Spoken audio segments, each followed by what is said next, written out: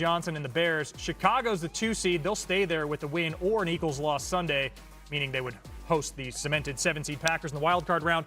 Eagles need to win and hope the Bears lose to move up to the 2. It's only 2 or 3 for these two clubs. Marcus, looking at Lions and Bears, what is the lock at Soldier Field?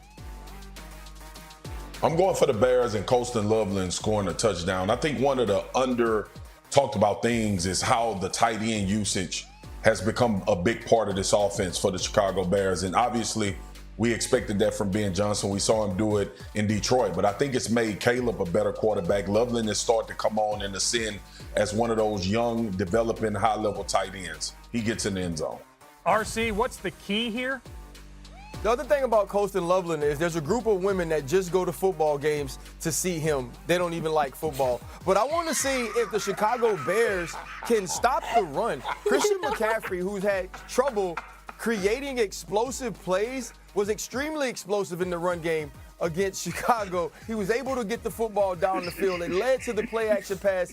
Stop it, Mina and Marcus, I'm trying to talk. It led to the play-action pass. Forget it. It's fine. You did it. RC, tell us about the play-action pass. You did it. We got the breakdown, though. You did it, though. We got the breakdown, but you did it. Bro, the point was, if they can make Jared Goff one-dimensional, a team that lives on turnovers can have a possibility of getting turnovers on Jared Goff. But if that run game gets going of Detroit, they're in trouble defensively. I just don't see them stopping them. And you don't want to walk into the playoffs like that. And I saw the Colston Loveland thing on social media. Like, they wave and they be like, hey, we don't even like football, but we like Colston. And he's saying, Mario, you should, the hate song, you should let me love you. You know why? No, you want to know why? Because a clip of him at the Bears rookie talent show singing Mario went viral during the summer. Yeah. That's pure. That's exactly it. That's why. Only on NFL Live. Y'all around here waiting for Jeremy Fowler to report. I'm the reporter. Yeah, RC, and you nailed the wave they give, too. Hey, you're welcome, everybody. I spared us the gong. I'm the only one on the Lions in this game. What to watch for, by the way. 106 years of Bears professional football, never had a 4,000-yard passer. They hear it all the time. They won't hear it anymore if Caleb Williams gets to 270 on Sunday. Imagine Ben Johnson's not and get some help Sunday from New Orleans. Todd Bowles' defense will lack some contributors Saturday at Raymond James. Corner Jamel Dean and outside linebacker Anthony Nelson are both out. The tackle, Kalijah Cansey, is, quote, in play to return after suffering a torn pectoral way back in week 2. NFC South could be won Saturday if it's Carolina who does the winning or tying. It would be the Panthers' first division title since their run to the Super Bowl in Santa Clara. We're looking at the 2-seed scenarios there. That's all Chicago and Philly. In the South, it's pretty simple. Division title wins unless it's Tampa. Then they got to wait and hope that the Falcons lose to or tie the Saints. A 3-way tie if everybody's 8-9. 8-9 would go to Carolina. Panthers coach Dave Canales spoke about his team's mindset today. My general feel for the group is there's a real focus. There's an excitement and for where we are. There's an excitement for this opportunity. And then there's also this focus for what's in front of us in this moment. And the greatest thing we can do is treat it like every other game. It's a championship opportunity. Let's go right back to that approach. We don't need to do anything special. We just got to make our plays when they come to us. Mina, Marcus, RC back with us. Ryan, it'll be 13 days between these teams playing in Charlotte, which the Panthers won by 3, and a higher stakes rematch tomorrow in Tampa. What decides Saturday's game? Well, Bryce Young needs to hop in a DeLorean, go get the Bryce Young that played the 13 days ago, and bring him to the stadium. Because that's the Bryce Young they'll need. If someone was to tell you, hey, I got this guy that can throw for 450 yards in the NFL game. I also have this guy that can throw for 50 yards in an NFL game. You never think that they are the same people, but that is who Bryce Young has been this year. But he was his best self against the Tampa Bay Buccaneers. His ability to diagnose the blitz pre-play, find the right target, and distribute the ball accurately and efficiently and on time was at its best against Todd Bowles and his Tampa Bay Buccaneers defense a couple of weeks ago. He'll need to do the exact same thing and be big on third down, because in the games that he is, like the Tampa Bay Buccaneers, the Los Angeles Rams, he plays at an extremely high level, and the Carolina Panthers normally win. RC, absolutely. But I'm focused on, can he push the ball down the field consistently, and can they hit those plays? Because you and I talked about this. That's what Tampa is giving up right now. They are so bad at defending the deep ball. And Todd Bowles, obviously a pressure coach. He leaves those guys in one-on-one. And it's all about, to your point, Bryce Young, execution. Can you execute these throws? Teteroa and McMillan down there, Coker, big body guys. When you find those available matchups, will you be able to consistently hit those shots that you are able to take? And to your point, man, like we see a lot of times with Bryce Young, that there's a freedom to his play when he plays well. And then when he doesn't play well, he looks stuck. He looks like he's not anticipating anything. He looks like he doesn't understand what the picture is in front of him. So hopefully they get that version of Bryce Young, the one that plays free, knows where he's going with the football, and push it downfield so they can hit some of these explosives, because Tampa seems allergic to stopping them right now.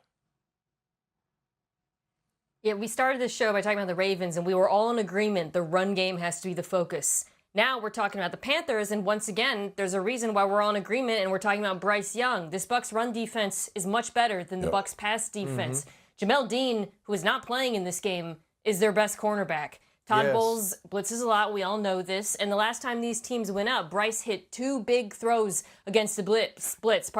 One was the go ball to McMillan versus Dean, who was pressing him, and the other was a go ball to Jalen Coker against Benjamin Morrison. He's going to have to hit those again. The opportunities will be there. We've seen this Bucs pass defense give up big play after big play. We know that they're not consistently getting pressure without blitzing. So a lot of this is on Bryce Young's shoulders as a passer. And if he can play the way he did the last time these teams played, they should win this game. We were talking metronomes earlier. It is not a high floor for this Panthers offense. Only the Raiders and Jets have more games scoring 10 points or fewer than Carolina. But looking at our picks, all very similar scores here. Marcus is the only one on the Bucs. Swagu, why the faith that Tampa can turn it around? They've lost 7 of 8. Because of what we just talked about. RC told you about Bryce Young. And I don't know what type of game he gonna play, y'all. Like, that makes me nervous, especially in a game that the playoffs are on the line. Baker Mayfield has been in this spot before. Todd Bowles has been in this spot. This is a team that has had these opportunities before, a team that went to Detroit. I know they're not playing great right now, but what's been great about the NFC South in general? Nothing. So anybody could win this game. I'm going with Tampa because of the experience, and I don't know what version of Bryce Young we going to get. Be real, bro. This is what's going to happen. Tampa Bay is going to win. Atlanta's going to win. And by that, the Carolina Panthers are going to get into the playoffs, and we're going to be like, this is the most NFC South thing that's ever happened. Perfect ending. Absolutely. I'm telling you, bro. Perfect. Last time the Panthers won the division, they did go to the Super Bowl, which is in Santa Clara, which is where it is this year. Cam Newton's MVP year. Hey, let's get back to that Saints Falcons game. Quarterback. Yeah, a little different. Tampa win would mean curb celebration. They would have to dig some black and gold out of the closet. They need to cheer on the Saints to beat the Falcons for Tampa to win the division. Locks and keys for this Saints-Falcons game. We give you a guarantee, a lock, and then something that'll play a role in the outcome, a key. RC, give us the lock in Atlanta. My lock is that Bijan Robinson will have 20 touches. If you were in that stadium on Monday night, it was absolutely electric. And every time he touched the football, you felt like he could take it all the way to the house. Bijan Robinson is special, and the Atlanta Falcons are better when he has the football in his hands. Kirk Cousins has struggled at times since returning to the starting position, but this guy has not. They are their best when the ball is in his hand, and I expect it to be there a ton against the New Orleans Saints. Mina, Saints-Falcons, give us a key. Let's see how Tyler Shuck, the rookie quarterback for the Saints, performs under pressure. We talked about Ryan, you talked about the Falcons being electric with Bijan. How about that pass rush, though, getting after Matthew Stafford? And Shuck's been good against the blitz. He's been decent under pressure. He does take a fair amount of sacks. But no Chris Olave does give me some pause here, because that is not only his best outlet, but it's been his answer throwing deep, which he's been very good at. Huge opportunity here, though, for Shuck, who has really made a case for himself for next year. As the starter of the New Orleans Saints, he's been playing really good ball. So, Marcus, if the Bucs win tomorrow, they're going to be watching this with all sorts of vested interest. Who do you pick here, Falcons Saints?